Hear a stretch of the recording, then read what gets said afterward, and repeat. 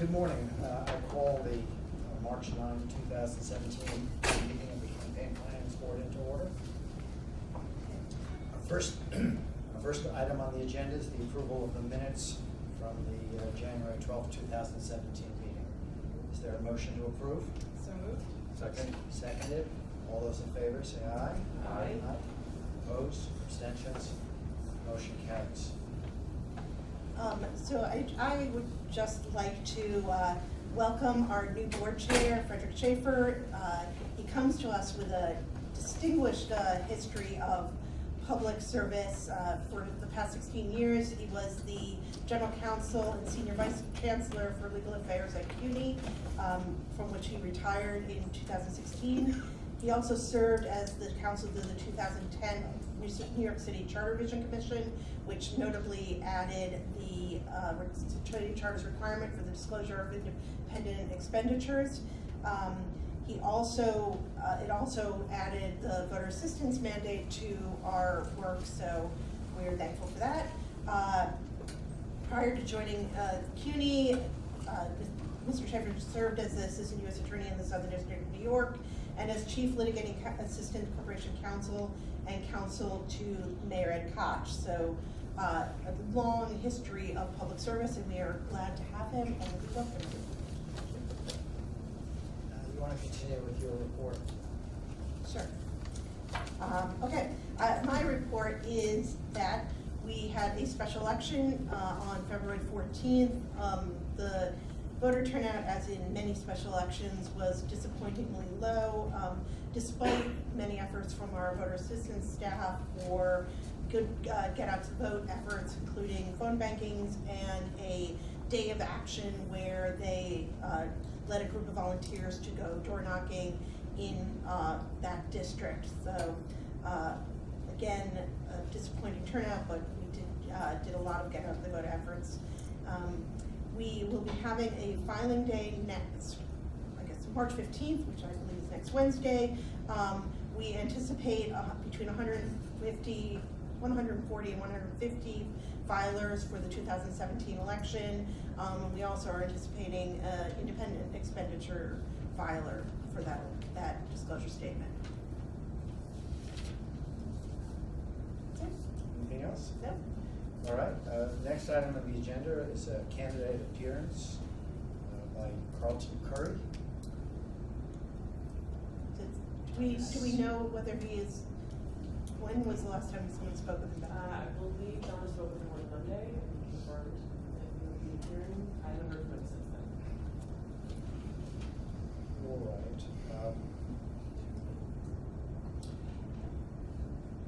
Well, we have a number of other matters that we have to deliberate on. I think we'll put the matter of Mr. Curry off and see whether he appears after the deliberations on other matters. Can I have a motion to go into executive session for purposes of deliberations? So moved. Second? All those in favor? Aye. Opposed? Abstentions? The motion carries. The board will go into deliberations. Are we back in open session? Yes. Very good. I understand that Mr. Curry is here for a presentation. 1 second. Are we ready with the video? Okay, good. Very good. Mr. Curry? No?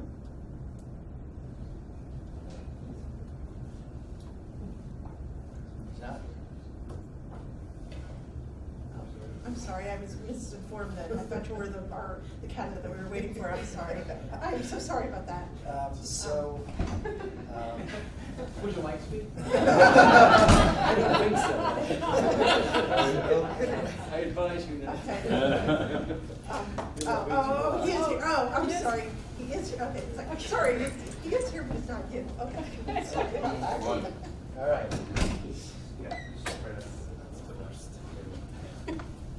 Mr. Curry, would you take a seat, please? Sure.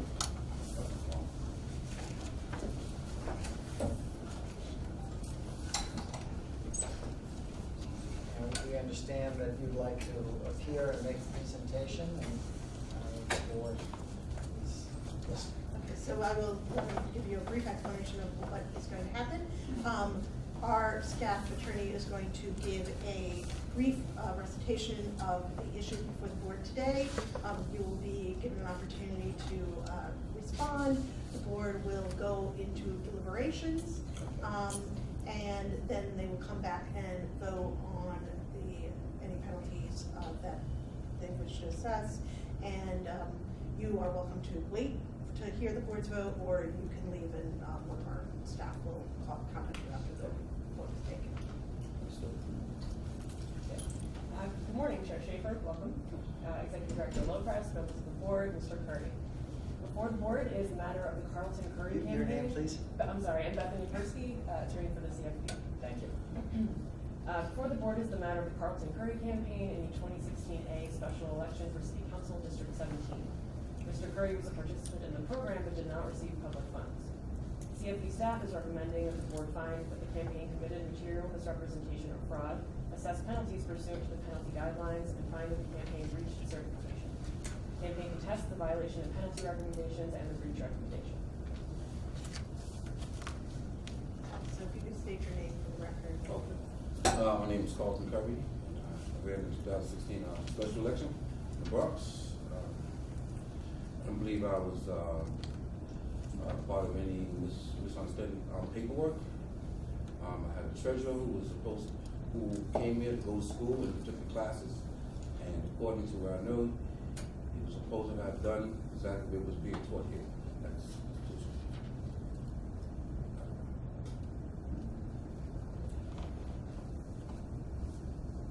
Mr. Curry, did you look at the campaign contribution cards that were submitted in connection with your campaign?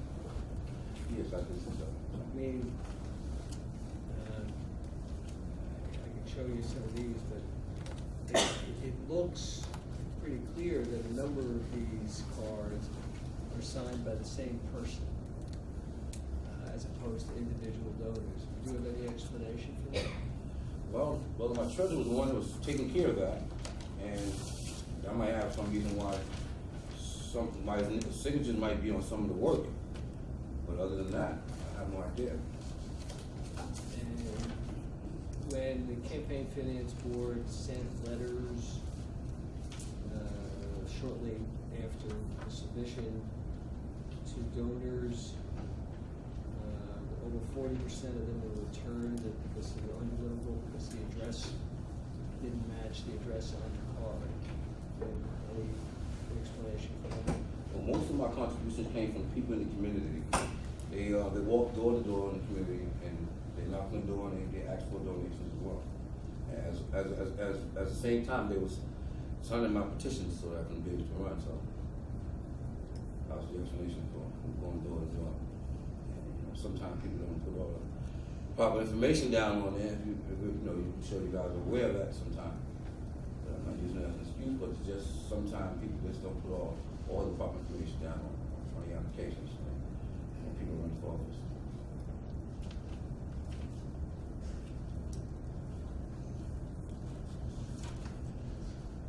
Remember the contribution cards had similar amounts on them?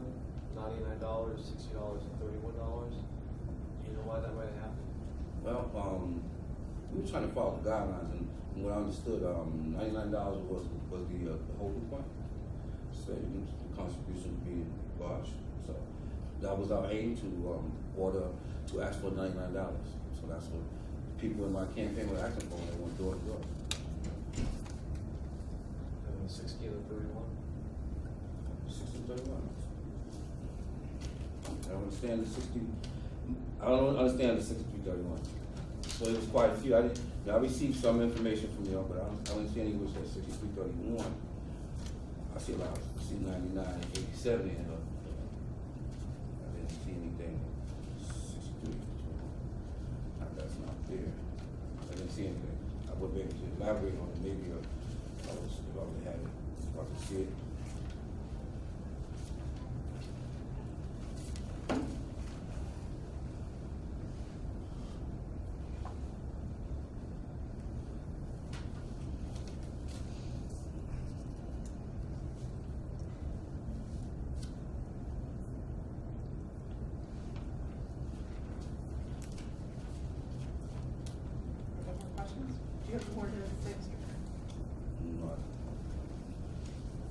questions?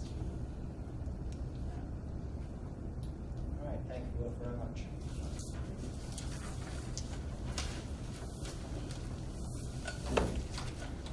All right, I'll let someone make a motion to go back into executive session for further deliberations. Moved and seconded, all those in favor say aye. Aye. Opposed, abstentions, we're gonna go back into executive session, thank you. So we're back in open session, I see the cameras on. So in a moment, I'm gonna call for a motion to impose penalties on the campaigns of Ricardo A. Brown and Carlton A. Curry. Before I do, I'm gonna ask our executive director to read out the full statement of the penalties. Okay. First, we have Carlton Curry, a candidate in the 2016 A special election in City Council District 17, a material misrepresentation or fraud, and a penalty of $10,000 and the recommendation of breach of certification.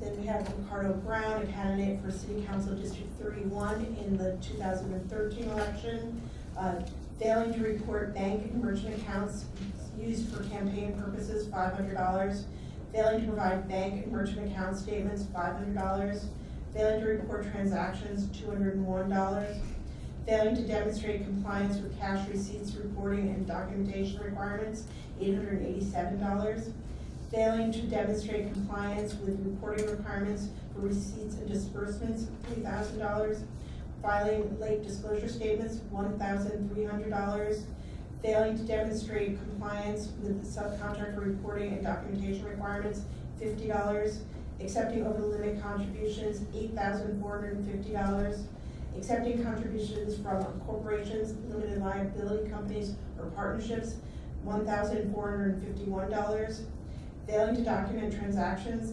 $700, failing to report and document basic campaign functions or activities, $500, failing to demonstrate compliance with intermediary reporting and documentation requirements, a violation of penalty, failing to respond to the draft audit report, $500, failing to demonstrate that spending was in furtherance of the campaign, $1,661, converting campaign funds to personal use, $19,991, commingling campaign funds with personal or business funds, $4,815, submitting false contribution reporting and documentation, $6,530, and material misrepresentation, $20,000, and a recommendation of breach of certification, for a total of $71,036 in penalties.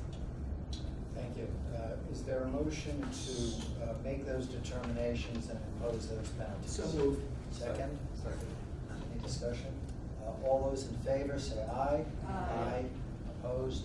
Abstentions? The motion carries. Next, I will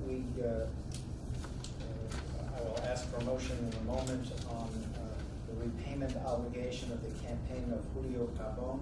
Would you like to read that, please? Yes, Julio Pabon, a candidate in City Council District 17, a repayment of $2,796. Is there a motion to impose that repayment obligation? So moved. Second? Second. All those in favor, say aye. Aye. Opposed, abstentions, that motion carries. Next, call for a motion to ratify special election payments made on February 1st and February 9th. Is there a motion? So moved. Second, all those in favor? Aye. Opposed, abstentions, motion carries. Next, is there a motion to ratify the denial of the petition of Athena Moore, 2017 A? So moved. Second. All those in favor? Aye.